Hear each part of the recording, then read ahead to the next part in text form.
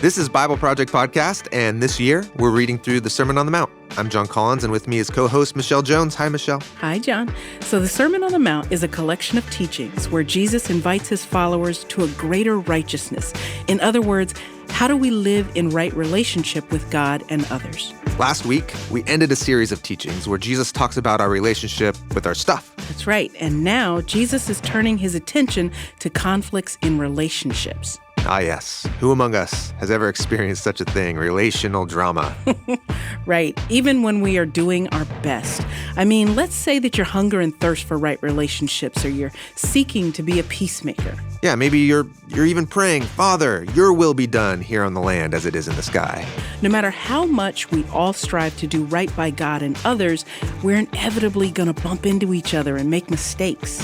And so, how do we do right by each other when we encounter difficult relationships? Here's Tim. Jesus' teachings don't offer you a solution for every possible scenario that could come up. But they do offer, it seems, a compass, like a true north. There's 4 little literary units here that have been bundled together, and it has some famous lines from Jesus. Do not judge. The parable about don't look at the speck in your brother's eye while you've got a beam in your eye. This 4-part collection ends with arguably Jesus' most famous teaching about relationships. Do to others what you would have them do to you. Some of these teachings have become overly familiar. Some of them perhaps never really fully made sense in the first place. So we'll go through each of them slowly. Starting today with the first teaching, do not judge. Now, before we jump into that teaching, we'll first explore how this collection of 4 teachings are all matched with our last collection of 4 teachings on money. Thanks for joining us. Here we go.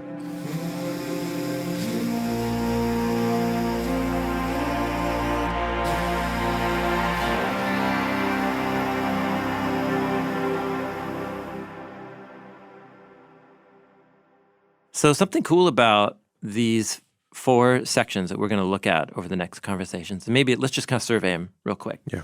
So it begins with a short kind of blanket command, which is don't judge so that you are not judged, because the measure that you measure somebody else by, you're going to get measured by yourself. That's it. Yeah. That's the first one. It's a classic. Classic. The second one is a parable about the eye, about the speck in your brother's eye when you've got a beam in your eye. It's another classic. Another, totally. Just back to back here. Yep. Third part is a parable that's really a riddle, which is about 2 things that are incompatible. Don't give what is holy to dogs, and don't give your pearls to pigs. Yeah. Also a classic, but like, what does it mean? Is it a classic? It's kind of like it's a B-side. Yeah. I think. You're saying if you're into Jesus already, Yeah. you'll know that this is one of his sayings. And you're like, what does it really mean? Yeah. Okay. Yeah. Totally. Lesser known hit. Cult classic. Cult classic. Okay, that's the third one. And then the fourth one is about ask and it will be given to you, seek and you will find, knock and the door will be opened. Yeah. And what that is about actually, it seems to be about, because he says it's about asking your heavenly Father who wants to give you good things. But how that relates to the previous 3 sayings about difficult relationships, that will be interesting conversation. So those are the 4 units. Got it. Here's what's fascinating. The previous block of teaching about God and money was also made up of 4 units. And incidentally, each one in order kind of maps on in key words. Those 4 teachings about God and money map on in a symmetrical, patterned way to the 4 teachings about relationships that we just looked at. So just think about this. So just like Jesus opened with this blanket statement about don't judge, but then he's going to go on in the parable about the beam and the speck to say you should try and help get that speck out of your brother's eye, which is a form of judging. He doesn't say, hey, since you have a log in your eye, don't take out the speck in the others. Oh, that's not what he says. No, what he says is first take out the log in your eye, then you'll be able to see clearly to help your brother. Okay, so here's how you should judge. Yes. So he says don't judge, but then he says, well, actually do, but do it in a particular way. Okay. So he opens with this blanket statement Yeah. that feels very Conclusive. Yeah. But then the next one comes and makes it a little more complex. Nuances it. With the parable about the eye. So also, in the teaching about money, he begins with a blanket statement, don't store up treasure on the land, Yeah. store up treasure in the sky. And do you remember how puzzled you were? You kept bringing up that saying like, okay, I get the idea, but it's more complex than that. Right. And similarly, don't judge is seems conclusive, but actually it's a little more complex than that. Okay. And they both start with like, don't do this. Exactly. Yes. Don't store up treasure. Don't judge. Each one is followed about the parable about the eye. So the money saying was followed by the parable about the clear eye that gives you light and the obscure or the bad eye that makes you full of darkness. So it's all about the quality of how you see is affected by what you do with money and the quality of how you evaluate other people's behavior is connected to the manner and how you see other people. That's the second parable. Yeah, exactly. About the speck and the beam in the eye. I see. The first eye parable was about if I'm not storing up treasure on the land, but I'm storing up sky stuff, sky treasure. It's then accompanied by a parable about being a kind of person who's very generous, full of light and life, and is kind of sincere and complete and whole. Yep. And so like in your eye. But the focus is on your eye. And how you see depends on whether you're full of light or darkness. Yeah. Okay. And then now we get into this next part. Don't judge. And then a parable about an eye and how your eye can be obstructed by something. Something that will make you unable to really clearly help somebody with a hang-up. So the first one's really about like how I exist in the world in relation to my stuff. Yeah. And then the second one is focused on how I exist in the world in relation to other people. Yeah, exactly. Okay. Which is kind of what these two sections are about. Yeah. In the teachings about money, after the parable about the eye, he has this very short little parable about you can't serve two masters. You can only serve either God or mammon, wealth. So also, after the parable about the eye with the speck and the beam is a parable about two things that are incompatible. Just like God and wealth are incompatible. You got to choose one or the other. So also, holy pearls are incompatible with dog pigs. Don't cast your holy before dogs and don't give your pearls to swine. Incompatibles. Okay. So when we talk about the riddle of the pig dogs and the holy pearls, we'll talk about how the God and mammon. Okay. But they're both really short, and they both are about incompatible things. Okay. And then what's interesting is both the money teachings and these teachings about relationships conclude with a longer teaching where Jesus talks about the Heavenly Father as gracious, kind, and in money, if this is how he feeds the birds and clothes the flowers, how much more will your Heavenly Father care about you? And so also where he says, ask, seek, and knock, because what father, if their child asks them for bread, would he give him a stone or a snake? How much more will your Heavenly Father respond to you? Okay. So he concludes both teachings with a portrait of God as a generous father who's going to help you. It's almost like when it comes to money, we need help. Like to respond to money rightly will be built on the trust in God's generosity. And then in a parallel way, somehow being able to respond rightly to people that we find it hard to get along with, that also is going to be fundamentally affected by whether or not we think God is generous to us, how God relates to us. Okay. The generosity God shows to us is somehow becomes a model or a mirror that we can reflect to others in difficult relationships. So here's the whole point, is that these two sections have been designed really carefully in order. These teachings about God and money, and then these teachings about us and difficult relationships. You can read each little collection by itself and get a lot of wisdom. But Matthew has designed these teachings then to map onto each other so that you start connecting the matching parts and you get even more wisdom and reflection. And this is a wonderful example of what we mean when we talk about the Bible as meditation literature and literary design. Yeah. Literary structure. Yeah. Yeah. Cool. Makes a lot of sense. Mm-hmm. So we'll go over these 4 sections on conflict and relationships. Yeah. But we'll also keep in mind how they map on to Yeah. the 4 statements above about money. You got it. Great. Yep. Sweet. So let us talk about judging or not judging.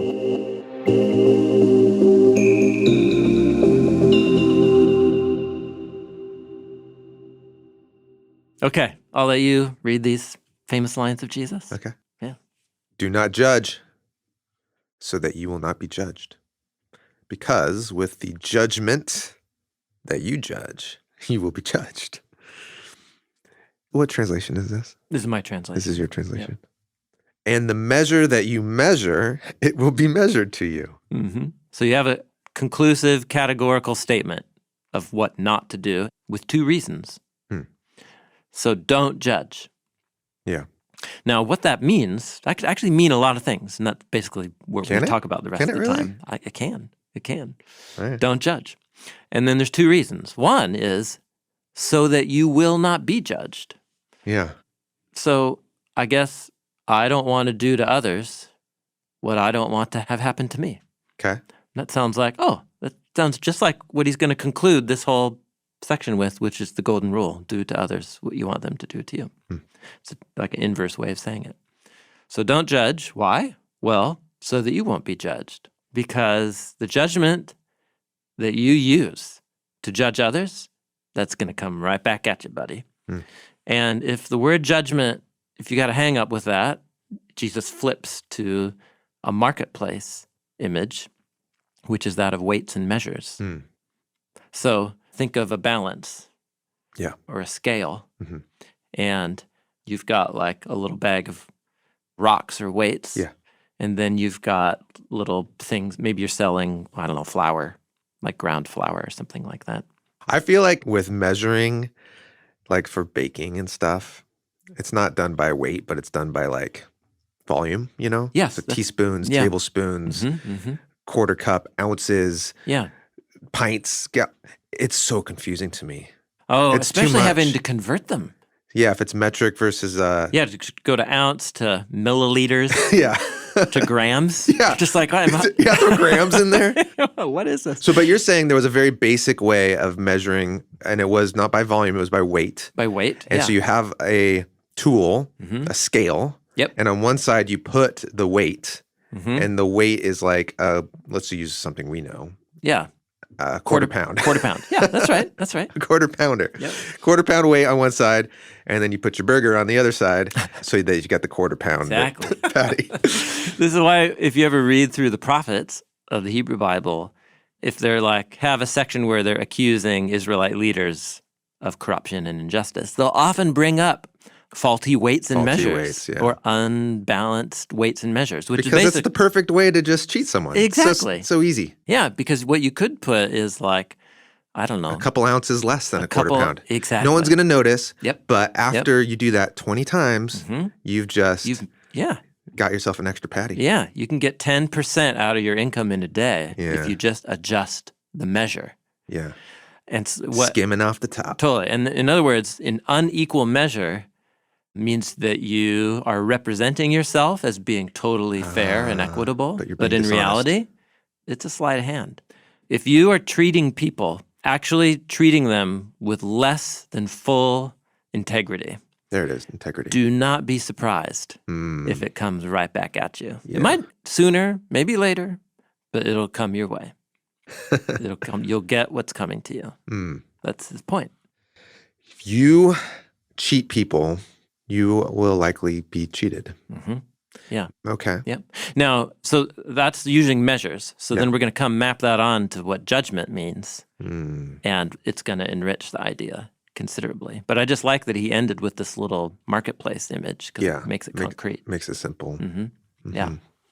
So the way that you relate to others is going to come right back at you. And it's about fairness and balance and integrity. That's what the measure image gets you. So that raises the question of, what does judge mean? Yeah. So, shall we? Let's do a little word study. Let's do it. Okay.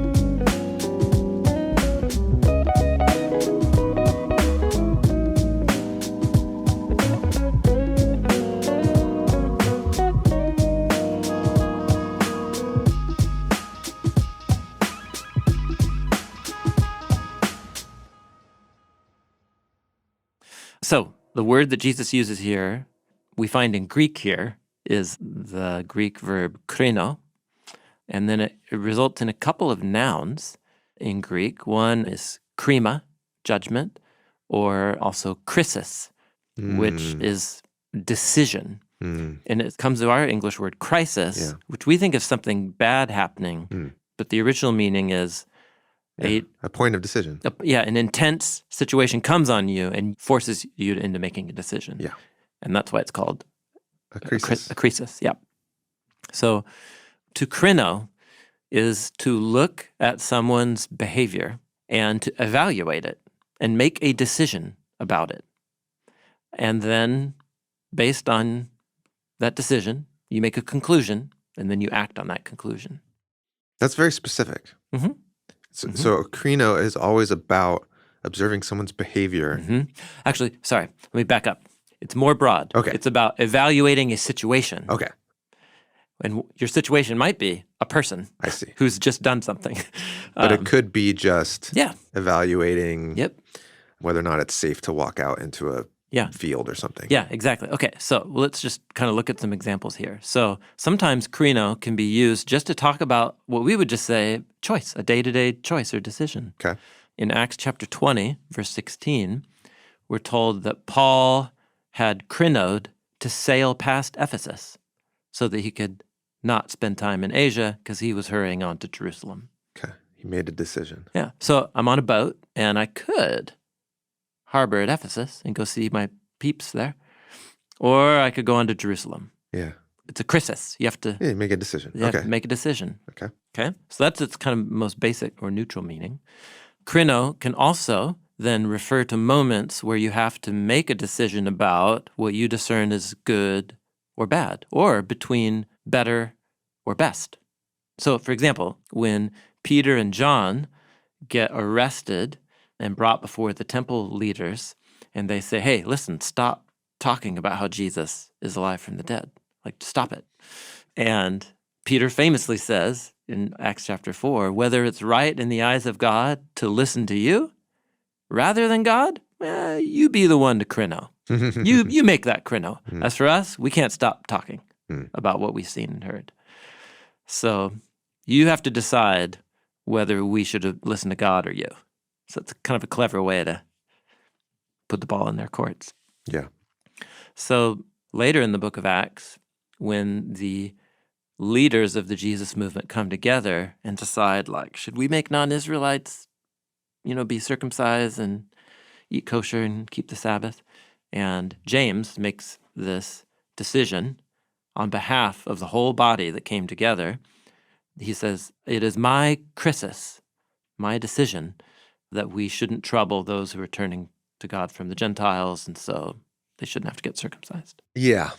That's the most basic meaning, is to discern, evaluate between one thing and another thing, and then to act on it. And you can make a case that no matter what the thing is that you're discerning, you're making a judgment between what's good and bad. Yeah, that's or right. what's good and better. Yep. And so it might feel very pedestrian, like, should I port here or not? Yeah. But your calculus is like, should I spend time with these people or these people? What would be a better use of time? What relationships need the most attention? Yeah. You're trying to find the good. That's right. Every decision we make is shaped by some, usually implicit, unstated set of values. There it is. For value. So Yeah. that's where this is landing for me, is back to measuring. Yeah. What you have are the weights, and the weights are telling you what the right decision is, certain or value. what the right that's right. quantity is. And in judgment, you don't have weights, but you have values. Yep. Yeah. You have some sort of way of filtering things so that you can decide, make decisions, and that filtering system, your values. So if you are judging someone, what you're doing is you're observing their behavior. Yeah. And you are making a decision about it, whether it's good or bad or good or better, between those two, based on some measure that you have in your mind. Because two different people can be looking at someone's similar behavior. Yes, there you go. And one person can go, man, what a righteous person. Yeah, that was a great choice. Great choice. Well done. And someone could be standing right next to them doing the same thing and going, I can't believe that person did that. Yes. That person is horrible. That's exactly right. Okay. So it's a difference of value. So Jesus tells a parable about this, but I guess we could think up our own parable. He does? In a way, the parable about the speck and the beam in the eye is exploring. Oh, it's exploring meaning this. But let's just stick with the... Yeah, what would be an example of that? Gosh, I mean, this controversy-laden examples. It is. Well, and that's because value... it gets to the heart of it. Yes, it's both personal, but also then it's values shift in their degree and emphasis from culture to culture and person to person, which doesn't mean we're just making it up all the time. We inherit values and are shaped by them that are more bigger than ourselves, but they do change and flux over time. Here's a possible one. Someone's asking for money on the corner of the street. Guy comes up, gives him $20. Two people are watching this scenario. One person goes, what a real righteous move. That person gave $20 to this person in need. He could have kept it, could have been stingy. And then another guy going, that guy's just going to go buy some heroin. You're just enabling. That's a horrible decision. Give that $20 to the rescue mission, to like the rehabilitation program. Both have a value of helping. Yeah. Both want to help. But they have very different visions of how that value should be carried out. Right. Strategically. Yep. Yeah, that's right. Yep. So there is a shared value, but then there's a different value on the personal interaction. So one person might value what really matters is someone's self-worth and dignity, that they would be acknowledged by somebody walking down the street, feel cared for, noticed, and loved. And that has a power beyond any rehabilitation program. And so that's how I'm going to respond. That would be an example of maybe how that value is getting fleshed out. And the other person wouldn't disagree about the bigger value, which is helping people, but it's about. So yeah, that's a good example. Yeah, the same behavior could be evaluated differently based on the value that you used to. Oh, evaluate. That's value's right in there. Yeah, Evaluate. there you go. Yeah, that's it. Okay, so that's the basic meaning of the word. Jesus is saying, don't do that. Don't evaluate. Well, that's the first thing he says. Don't judge. Yeah. Is he saying never make an assessment on someone else's behavior? Is that what Jesus is saying? Yeah, because you could take it to mean that. The sentence could mean that. It does mean that. In and of the itself. The sentence says that. It says that. Well, what does it mean that? Because he's going to go on to tell a parable about, hey, if you got a log in your eye, don't walk away. Deal with the log in your eye. Yeah. Then you can see clearly to evaluate the speck in your brother's eye. I mean, really, the whole point of the Sermon on the Mount is about moral discernment and cultivating a way to evaluate moral decisions. So he's talking about a specific kind of judgment. So this relates to the kind of another nuance of the word, which is to make a decision and then pronounce that person's status, often in a court setting or in a social setting. So here's some famous stories. In John chapter 8, when the woman caught in adultery is brought before Jesus, and you're right, the people want to stone her to death, and Jesus says, whoever is without sin, cast the first stone. Everybody leaves, and what Jesus says to her is, woman, where are didn't anyone condemn you? And he uses a compound word, kata krino. Kata means against, so to judge against. And she says, no, they're all gone. And Jesus says, so neither do I krino you. Go now and sin no more. Here, krino means I'm not going to issue a court or a social consequence upon you. I don't judge you. Okay. Even though he then goes on to say, but the thing that you just did, don't do that anymore. Which is a form of judgment. Which is a form of judgment. Okay. But I'm not going to bring about the full social consequences of your decision. Okay. Which is also bound up with the word krino. Oh. So the word krino means both the act of evaluating and then the action you take based on that conclusion. It's also how you hold someone accountable to that's right. the judgment. Yep. Okay. So it won't surprise us to know that this verb is very often used of God's evaluation of people. In fact, here's just one example, like of dozens in the New Testament. In Paul's speech to the philosophers in Athens up on the Areopagus, he says, now that God's been like revealing himself to humans all along, all through human history, and he's overlooked the times of ignorance when people didn't know him. But now God's declaring that all people everywhere should turn around and pay attention because he has fixed a day in which he will krino the world with righteousness through a man he has appointed, having furnished proof to all by raising him from the dead. So the risen Jesus is the one who will bring krisis, or he will krino. So God is going to evaluate human history. So the word judge, the evaluator, and then the one who will act on that and bring about just consequences for that. In other words, if you study what judgment means throughout the New Testament, there's kind of two moments. There's a moment of yourself evaluating another person's behavior. That krino can mean that. It does mean that. Okay. That's right. But it also can mean the actions you take to enforce the consequences, or that for you, what ought to happen based on your evaluation. You want to bring about a consequence. Yeah. That also is referred to with this word. I see. And it seems that Jesus is referring to that second act, acting on that evaluation and bringing about the consequences. Okay.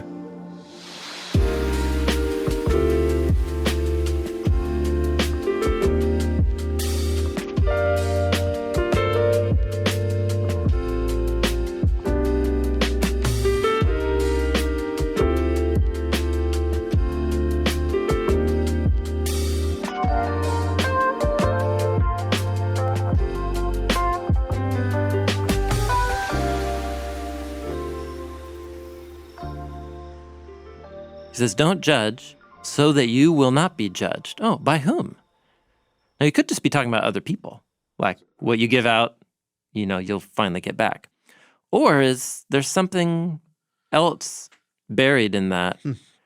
You will be judged and you will be measured by the measure. So here's what's interesting, is this saying, the ideas Jesus is passing on here, get echoed throughout the rest of the New Testament. This saying had a big impact on the apostles, big impact. So one way to understand what Jesus means by don't judge so that you're not judged is to look at how this idea gets developed throughout the rest of the New Testament, and it does. So let me show you some examples. Okay. In Romans chapter 14, Paul talks about how there are some followers of Jesus who feel like they don't have to eat kosher, and they can honor different days as sacred than the traditional Israelite days of the Sabbath and Passover and so on. But then there are people who follow Jesus who do keep kosher and do Sabbath and Passover, and they're at odds with each other. And he describes them as performing the act of krino on each other. And he says it's wrong. And here's why he says it's wrong. This is Romans 14, verse 10. But you, why do you krino your brother? Or again, why do you regard your brother with contempt? Listen, we are all going to stand before the seat of Christus, before God. So here the reason is don't judge your brother because you will be judged by God. Man, I feel like I can make the opposite argument. Oh. Right? Yeah, okay. Hey, we're all going to be judged. So let's let's get ready. Yeah. By prejudging each other. And helping each other get ready. Okay. All right, so here we go. 1 Corinthians chapter 4, verse 5. Therefore, don't go on passing judgment before the time. Wait until the Lord comes, who will bring to light the things hidden in darkness and disclose the motives of men's hearts. Then each person's praise will come to him from God. Yeah. He's bringing up motives. Yeah. So Paul unpacks this, that he thinks there's something inevitably deceptive, subtle about how we evaluate other people's behavior. Yeah. Which we clearly are supposed to do. Are we? Because right here, it feels clearly like we're not supposed to. But maybe he's going to go on to say, help your brother out with that speck in his eye. Jesus will. Yeah. But Paul here is also saying, just don't do it. Yep, don't do it. Yeah. Let's keep going. 2 Corinthians 5, verse 10. Hey, listen, we are all going to appear before the seat of krima, judgment of Christ. So he's using, it's the Greek word bema, the bema seat. Oh. The judgment seat.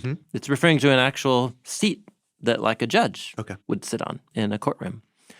We all will appear before the judgment seat of Christ so that each one will be repaid for his actions done in the body, whether good or bad. So there is coming a judgment. You will be judged. Yeah. And both Jesus and Paul say, therefore, don't judge your brother. Now, very clearly, both Paul and Jesus are also in other places going to say, yes, do evaluate the behavior of others and help them. Paul is pretty famous for evaluating other people's behavior and then writing letters to them about it. Yeah. So apparently there are some situations where you do need to evaluate and say your evaluation. There was a member of the house church in Corinth, a guy sleeping with his mother-in-law. Yeah. And he said that. Paul judged that. Yeah. Yep. Like that's not okay. That's fundamentally contrary to the values. So why can't we just say, hey, Paul, but you said, let's not judge because we don't really know his motives and like God's gonna judge at the end of the time. So like, don't do it, Paul. Yep, that's right. So apparently there are some times to judge. There are some times to not judge. But what's my baseline? Yeah. My baseline should be, ooh, boy. If I'm gonna judge, it should apparently be like the very last resort. Interesting.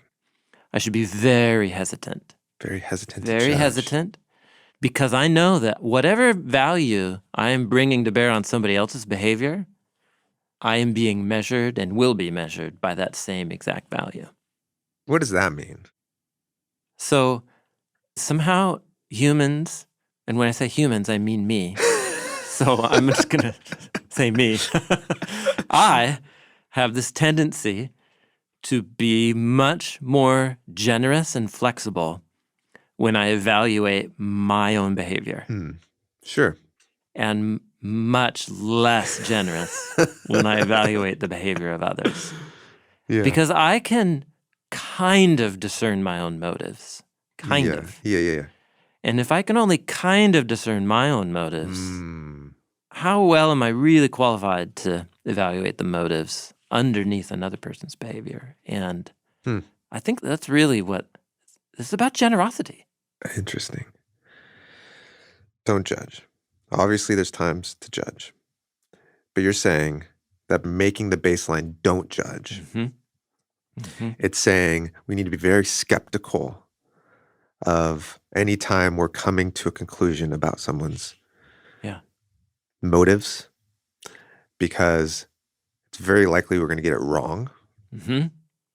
And in fact, it's very likely we're getting our own wrong as well.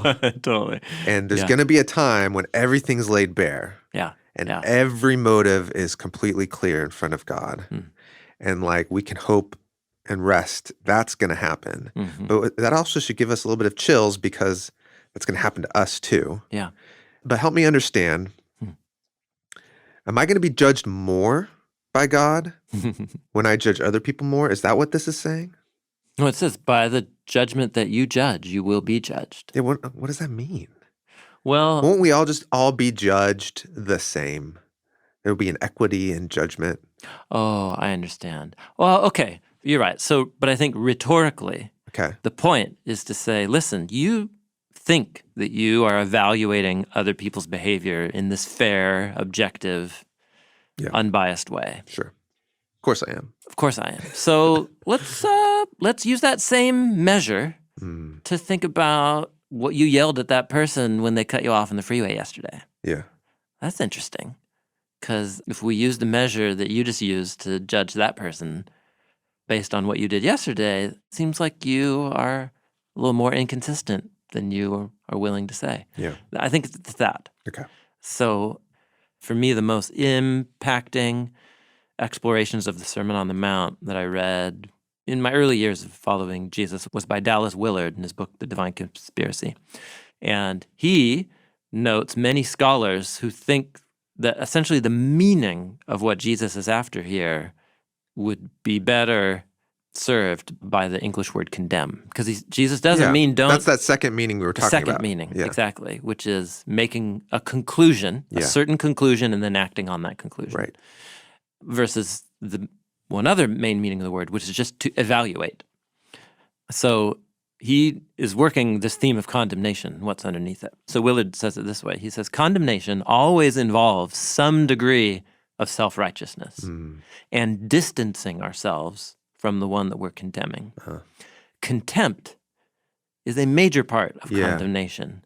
Well, that's interesting because Paul, in that verse, don't judge, he follows it up and says, don't show contempt, right? Is that the word he uses? Yes, that's exactly the word he uses. And so he's kind of using it as a synonym. That's right. Yeah. Yep. So Willard goes on. Contempt is a major part of condemnation. And if we drop contempt from our soul, condemnation will rarely occur. We must beware of the idea that it's okay for us to condemn as long as we're condemning the right things. It's not so simple as all that. I can trust Jesus to go into the temple and drive out those who are distorting its purpose with a whip. I cannot really trust myself to do so. Well, Willard, you are in a small class of people who maybe realize that about yourself, right? Yeah. Jesus is going to tell a parable in Matthew 13, so like in a few chapters from now, and say, listen, the kingdom of God is like a field of wheat. But then an enemy came and sowed all these seeds that grow up that look exactly like wheat, but they're not. And the workers come to the owner of the field and say, hey, do you want us to weed out the false wheat? And the owner says, no, you're going to do a poor job. You're going to hack out a bunch of wheat too. So just wait for the harvest and let the harvester sort it out. And then that's what he tells his disciples are like, what? What does that mean? And then he just straight up says, like, the kingdom of God, it's complex. And you're not going to be able to tell who's truly living consistently with it and who's not. It's not going to be simple, and it is not your prerogative to evaluate. Now, so that's Jesus. And yet the same Jesus, who also in the Gospel of Matthew is going to pronounce 7 woes of catastrophe on the Pharisees for how they treat people, he's very clearly evaluating their behavior and making a conclusion based on it. So it's more about this saying is unpacked more by the parable that follows about the eye. And I guess we'll talk about that in the next episode. But it is very typical of Jesus to open up with just this categorical big idea, force it in your face. And he's going to go on to nuance it, make it more complex, and there's qualifications. But if we want anything to be like our baseline, it should be very rarely making public announcements about the behavior of other people. That should just really, really beware of that kind of thing. Do Christians know that Jesus said this? I don't know. I don't know. It's such a counterintuitive way. It feels wrong. It feels wrong. It feels like the intuition is, man, we got to make things right. We've got to things are getting out of control. God's going to judge us, so we need to prejudge so that things can get a little bit better so we don't all get wiped out. This doesn't all go down the toilet. We need to get things in alignment. We need to make... That's interesting. Right? Yeah. And of course, again, Jesus is going to go on to show many instances of... Jesus cares very much about right relationships. Totally. But he also is very tolerant of ambiguity and of the mixed nature of the human heart, and therefore the mixed nature of his community of disciples. And that's true. I mean, my goodness, he was kind to Judas until the very end. He never treated him unkindly, even when he knew. You know, clearly he had some feelings about what Judas was going to do, but he didn't kick him out. There's a tool that my wife and I try to use around communicating in conflict. And one of the premises of it is don't judge, basically. But what you can do instead is you can just tell the person how what's going on is affecting you, right? So I'm not going to judge your motives, but I just want to let you know, right now I'm feeling a lot of fear, and then you're inviting that person into your experience without having to judge. Yep. And so then you can come up with creative solutions, and it's so much better for relationships. Yeah, totally. to come that way, treat each other like allies. Yeah. And it's you have to have so much grace because you're just so suspicious. I think you're doing this to hurt me. Yeah. Yes. I think you're doing this because you're selfish. I think you're doing this, and all these kind of judgments to kind of just hold that open and be okay, I don't know for sure. Yep. And so I'm just going to let you know what I'm experiencing. Yeah. And let's come at this together. Yeah, that's right. Yeah. So this is it's about relationships. It's about relationships. Yeah. So I guess it's different than saying kind of a more general moral conclusion. Stealing from people is wrong. Whatever. But when you actually get into real personal relationships with people, it's always more complex than that.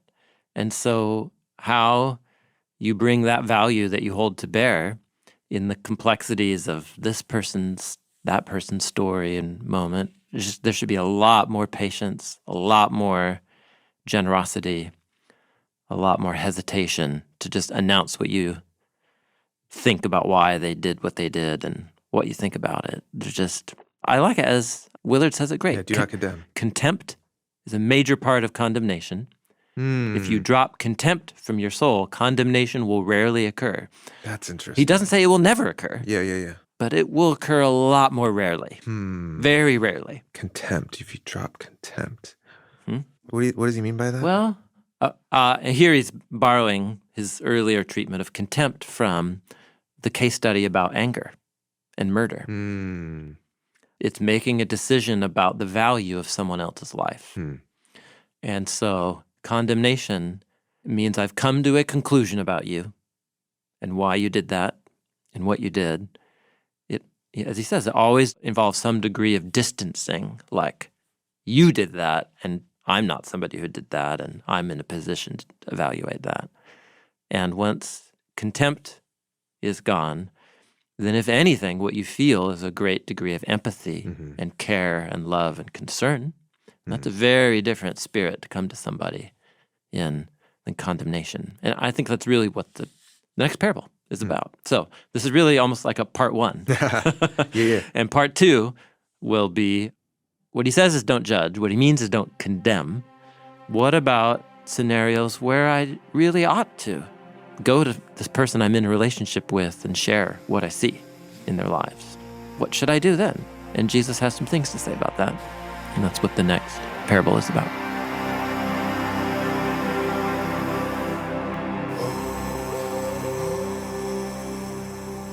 So let's recap. Don't condemn because God is the true judge of all, and only He can make a final decision about somebody's motives. I mean, we've all got our stuff. Do you really want to be judged the way you judge others? Do you really want to be measured by the way you measure other people? Yes, great summary. And I love this wisdom of being skeptical and hesitant to pronounce judgments on people as a baseline. I mean, I'd love it if people treated me that way. Yeah, it brings to mind 1 Corinthians 13 with Paul, how love is patient, love is kind, love doesn't seek its own way. If we did that before we judged, it might reshape the way we evaluate other people. I love that. Now, this leads to a question for me, though. I can't help but evaluate people, right? I have opinions. I have my own values. I'm paying attention to what people are doing. So when I inevitably make an evaluation about someone's behavior, how can I go about helping them? Great question. Jesus puts it this way. What do you do when you see a speck in someone's eye? Yeah. Should I take it out? Maybe not right away. You might have something obstructing your vision.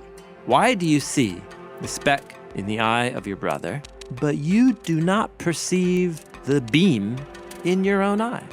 If I see something in somebody else's life that is hurting them and you want to say something about it, Jesus is inviting us to say, actually, I should give myself the medicine first. There's a generosity of spirit there. That's next week as we continue reading the Sermon on the Mount. Bible Project is a nonprofit, and we exist to help people experience the Bible as a unified story that leads to Jesus. Everything we make is free because of the generous support of people just like you. Thank you for being a part of this with us.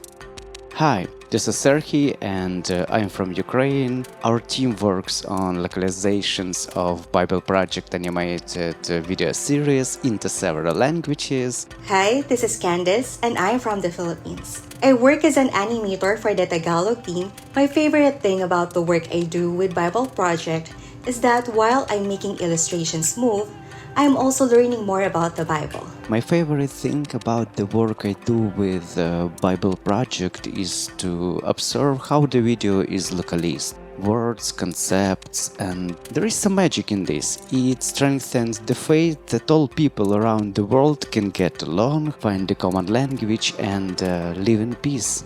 We believe the Bible is a unified story that leads to Jesus.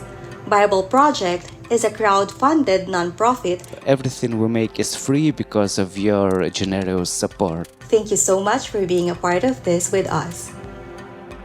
Hi, this is Tyler, here to read the credits. Jon Collins is the creative producer for today's show. Production of today's episode is by producer Lindsey Ponder. Managing producer Cooper Peltz. Producer Colin Wilson. Stephanie Tam is our consultant and editor. Tyler Bailey is our supervising engineer. Frank Garza and Aaron Olsen edited today's episode.